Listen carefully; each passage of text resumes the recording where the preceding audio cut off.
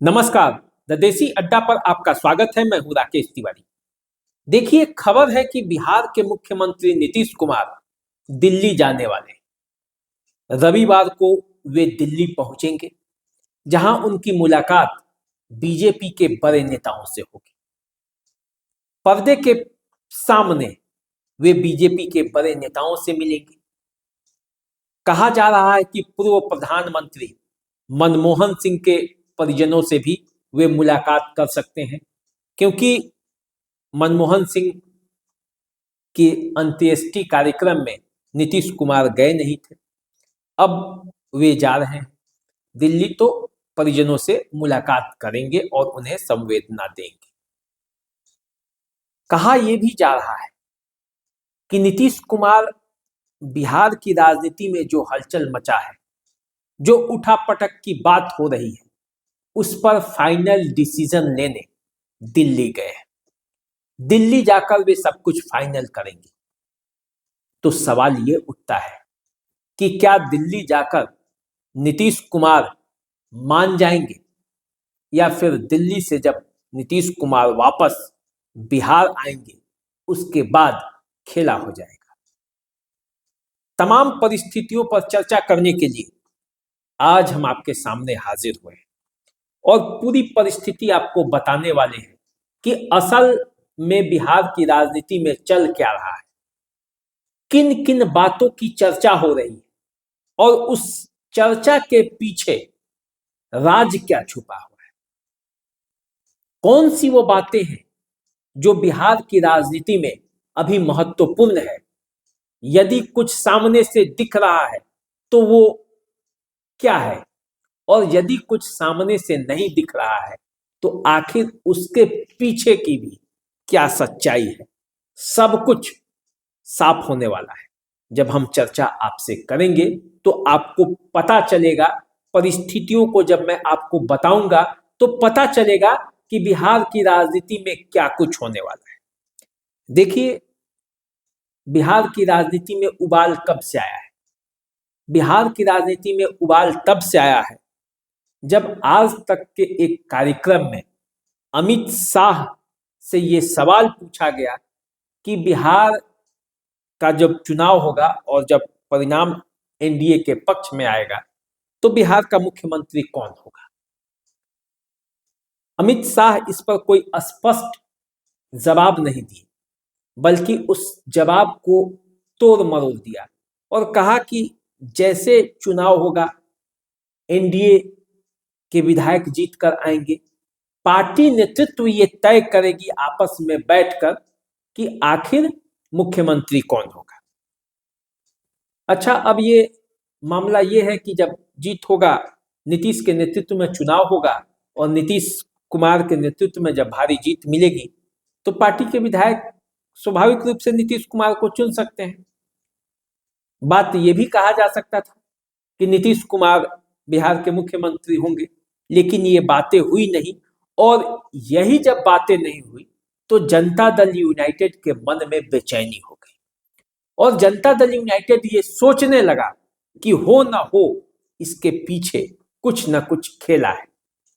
और अमित शाह की चुप्पी ने बीजेपी के उन मंसूबों को उजागर कर दिया, उस प्लान को लिख कर दिया जिसको लेकर वे कोई रणनीति बना रहे थे, बिहार को लेकर कुछ सोच रहे थे कि किस तरह 2025 के बाद बीजेपी का अपना मुख्यमंत्री हो सकता है, या फिर नीतीश कुमार ही हो सकते हैं। एनडीए यदि संयुक्त रूप से चुनाव लड़ रहा है तो मामला चाहे जो हो, लेकिन एक खाई तो, एक दरार तो खींची गया। और इसी के बाद नीतीश कुमार चुप्पी साध लिए। बिहार में उद्योग मंत्री बीजेपी के कोटे से हैं और बिहार में बिजनेस मीट था, नीतीश कुमार को उसमें जाना था। नीतीश कुमार गए नहीं, बीमार हो गए। हालांकि उसके बाद 2 ही दिन बाद प्रगति यात्रा थी, जिस पर बीजेपी के कई नेताओं के बयान आने के बाद नीतीश कुमार फिट भी हो गए और प्रगति यात्रा में गए भी। जैसे नीतीश कुमार बीमार हुए, बिहार की राजनीति में उबाल आया और फिर प्रदेश स्तर के एनडीए के नेता जनता दल यूनाइटेड के प्रदेश अध्यक्ष उमेश कुशवाहा के घर बैठक कर ये तय किए कि नीतीश कुमार के नेतृत्व में ही बिहार का चुनाव होगा और नीतीश कुमार ही मुख्यमंत्री बनेंगे। इस बात की घोषणा दिलीप जायसवाल ने भी कर दी। इसकी पुष्टि राजू तिवारी ने भी की, जो चिराग पासवान के पार्टी के प्रदेश अध्यक्ष हैं। सभी पार्टी के नेता मौजूद थे, लेकिन अगले ही दिन फिर दिलीप जायसवाल बदल गए और दिलीप जायसवाल अपने बातों से पलटते हुए ये कह दिया कि वे तो छोटे कार्यकर्ता है, एनडीए का जिला स्तर पर कैसे मीटिंग होगी, कैसे बैठक होगी, कैसे एनडीए बिहार के चुनाव की तैयारियों में जुटेगा, इससे संबंधित बैठक थी। इससे संबंधित फैसला लिया गया। नीतीश कुमार बिहार के मुख्यमंत्री बनेंगे नहीं बनेंगे, इस चीज का फैसला तो हमारा केंद्रीय नेतृत्व, बड़े नेता जो हैं वो करेंगे। फिर बात आई और फिर मामला जो है बिहार की राजनीति में चर्चा तेज हो गया। उधर से आरजेडी ने भी नीतीश कुमार को खुला आमंत्रण दे दिया कि एनडीए छोड़कर आप इधर आइए, सरकार इधर बनाइए। ये सब बिहार की राजनीति में चर्चा तेज हो गई। इस बीच और भी घटनाक्रम हुआ। बिहार के राज्यपाल बदल दिए गए। बिहार के राज्यपाल आरिफ मोहम्मद खान, जो कि केरला के राज्यपाल थे, उन्हें भेजा गया। 34 साल बाद कोई मुस्लिम बिहार का राज्यपाल बनकर बिहार आया। आरिफ मोहम्मद खान को मोदी की करीबी माना जाता है। आरिफ मोहम्मद खान उदारवादी मुसलमान माने जाते हैं, जो तमाम तरह के सुधारों के समर्थक है। समर्थक ही नहीं है बल्कि प्रबल समर्थक है। वो मुस्लिम समुदाय में तमाम तरह के सुधारों के पक्षधर है और बीजेपी का भी नीति वही कहता है कि जो कुरीतियां हैं उसको खत्म किया जाए, लेकिन कट्टरपंथी ताकत जो है मुस्लिम समुदाय के अंदर वो ऐसा चाहती नहीं है। नीतीश कुमार का रवैया इसमें पारंपरिक रहा है। वो इन सब तरह के मुद्दों को छेड़ना नहीं चाहते। इस बीच गिरिराज सिंह ने भी नीतीश कुमार को लेकर भारत रत्न देने की मांग कर दी। नवीन पटनायक और नीतीश कुमार को भारत रत्न देने की मांग कर दी। ऐसा माना जाने लगा कि नीतीश कुमार को भारत रत्न देकर साइड लाइन करने की कोशिश के तहत गिरिराज सिंह ने ये बयान दिया है। इस तरह की भी चर्चाएं होने लगी, क्योंकि बिहार की राजनीति में यहाँ तो सब लोग राजनीति ही करते हैं, तो हर बात पर राजनीति होती है और हर बात के राजनीतिक मायने निकाले जाते हैं। तो नीतीश के लिए ये ऑफर था, भारत रत्न पाओ और मुख्यमंत्री की जो कुर्सी है वो दे जाओ। नीतीश कुमार को ये मंजूर नहीं है। इस तरह की भी चर्चाएं होने लगी। देखिए, दरअसल क्या है कि बिहार ही एक ऐसा प्रदेश है पूरे हिंदी पट्टी में जहां आज तक बीजेपी अपना मुख्यमंत्री नहीं दे पाई। इस बात की टीस उसके मन में सदा रहती है और ये टीस जो है वो विजय सिन्हा के मुख से भी निकल गया, जब अटल बिहारी वाजपेयी की जयंती के अवसर पर वो बोल गए कि बिहार में अटल बिहारी वाजपेयी के सपनों को साकार करना है।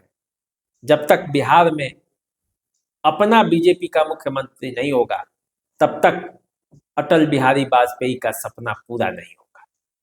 और इस बात पर फिर एक विवाद हो गया। लगने लगा कि वास्तव में बीजेपी के अंदर कुछ चल रहा है। हालांकि मामला समझते ही विजय सिन्हा अपने बातों से पलट गए और वे कहने लगे कि एनडीए के नेतृत्व में ही चुनाव होगा और नीतीश कुमार बिहार के मुख्यमंत्री बनेंगे। तो एनडीए के तरफ से बार बार ये आश्वासन दिया गया कि चुनाव के बाद नीतीश कुमार बिहार के मुख्यमंत्री बनेंगे, लेकिन ये आश्वासन जो है वो राज्य स्तर के नेताओं द्वारा दिया गया। जो बीजेपी का केंद्रीय नेतृत्व है, उसके एक नेता ने भी इस बात का आश्वासन नहीं दिया कि नीतीश कुमार के नेतृत्व में ही चुनाव होगा और नीतीश कुमार ही बिहार के मुख्यमंत्री बनेंगे चुनाव के बाद, यदि एनडीए सत्ता में आया तो। खुला और सीधा सीधा जवाब आया नहीं, और नीतीश कुमार के बेचैनी का यही कारण है, क्योंकि नीतीश कुमार अभी रिटायरमेंट लेने के मूड में दिखते नहीं, और इसीलिए अब नीतीश कुमार दिल्ली जा रहे हैं। ऐसा कहा जा रहा है कि नीतीश कुमार के अंदर भी जो लोग हैं पार्टी के अंदर, उसमें से अधिकांश बीजेपी के पक्षधर हैं, और वे चाहते हैं कि नीतीश कुमार किसी भी परिस्थिति में बीजेपी के साथ ही रहे, और नीतीश के लिए इस बार यही सिरदर्द है। इसलिए आप देखते होंगे कि नीतीश कुमार इस बार ज्यादा असहज है, कुछ कर नहीं पा रहे हैं, लेकिन नीतीश कुमार ठहरे बिहार के राजनीति के चाणक्य, उनके पास भी दाव की कमी नहीं है। वे जब चुप होते हैं तो वो कुछ कर रहे होते हैं। नीतीश कुमार को लेकर जब लोगों को लगता है कि ये खत्म होने वाले, इनकी राजनीति अब खत्म होने वाली है, तभी नीतीश कुमार आगे बढ़ जाते हैं, तभी नीतीश कुमार पनक जाते हैं, और एक बार फिर वही स्थिति है। लग रहा है कि नीतीश कुमार चारों तरफ से घेर लिए गए हैं। नीतीश कुमार 2025 में कुछ कर नहीं पाएंगे चाह के भी, क्योंकि उनके करीब जितने लोग हैं सब लोग बीजेपी के साथ मिले हुए हैं। तेजस्वी यादव भी कह रहे हैं कि 4 नेता जो है वो नीतीश कुमार को चला रहे हैं, और उन्हीं के इशारे पर अब सब कुछ हो रहा है, बिहार से लेकर दिल्ली तक। तो अब बिहार से लेकर दिल्ली तक जब नीतीश कुमार इन 4 नेताओं के इशारे पर चल रहे हैं, तो फिर बिहार की राजनीति में कोई उथल पुथल होगा, ये देखना होगा। अब देखिए, नीतीश कुमार दिल्ली जा रहे हैं, बीजेपी नेताओं के साथ मिल रहे हैं। नीतीश कुमार को बस आश्वासन चाहिए, एक सार्वजनिक बयान चाहिए, एक गारंटी चाहिए मोदी की कि बिहार की राजनीति में यदि एनडीए जीतता है तो मुख्यमंत्री का चेहरा नीतीश कुमार ही होंगे, नीतीश कुमार के चेहरे पे ही चुनाव लड़ा जाएगा। जैसे ही ये आश्वासन उन्हें मिलता है कि नीतीश कुमार फिर फिट हो जाएंगे। देखिए, बीजेपी के सामने भी मजबूरी है। जनता दल यूनाइटेड के समर्थन से एक बैसाखी लगी हुई है केंद्र सरकार को चलाने में, और नीतीश कुमार वो चेहरा है जिन पर आज तक कोई भ्रष्टाचार के आरोप लगे नहीं, जिन पर परिवारवाद के आरोप नहीं लगे। तो नीतीश कुमार जहां खड़े होते हैं, उनके साथ कई लोग खड़े होने के लिए तैयार रहते हैं। तो यदि एनडीए से जैसे ही नीतीश कुमार निकलेंगे, तो क्या उनके पीछे कोई और धड़ा निकल सकता है, क्योंकि बीजेपी ने पंगा तो सबसे लिया है। तो क्या ऐसी स्थिति में बीजेपी वो कर पाएगी जो वो करना चाहती है, या नहीं कर पाएगी? यही बात को लेकर मीटिंग होनी है। कहने के लिए मीटिंग का एजेंडा तो दूसरा हो सकता है, लेकिन असल बात यही होनी है कि नीतीश कुमार के लिए बीजेपी के पास प्लान क्या है, और नीतीश कुमार जिस तरह से चाहते हैं, क्या बीजेपी उस तरह से चाहती है या नहीं चाहती। यदि चाहती है तो ठीक है, नहीं तो नीतीश कुमार जो दिल्ली पहुंच रहे हैं, तो पर्दे के सामने जिनसे मुलाकात होगी उनसे तो होगी ही, पर्दे के पीछे भी कई लोगों से मुलाकात होगी, और उस मुलाकात की अहमियत है, वो काफी अहम होगा नीतीश कुमार को फैसला लेने में, और इस फैसले तक पहुंचने में कि क्या दिल्ली पहुंचकर वो मान जाएंगे, या फिर दिल्ली से जब वापस पटना आएंगे और पर्दे के पीछे जो गेम वहां पे सेट हुआ है उसको लेकर वो यहां आकर खेला कर देंगे। क्या होगा, इसके लिए आपको अभी इंतजार करना पड़ेगा, देखना पड़ेगा कि दिल्ली में जो बातचीत हो रही है उसका परिणाम क्या निकल रहा है। तो चलिए, आप हमारे साथ बने रहिए, चैनल को सब्सक्राइब कर लीजिए, फेसबुक इंस्टाग्राम पर हमें फॉलो कीजिए। अभी दीजिए इजाजत, नमस्कार।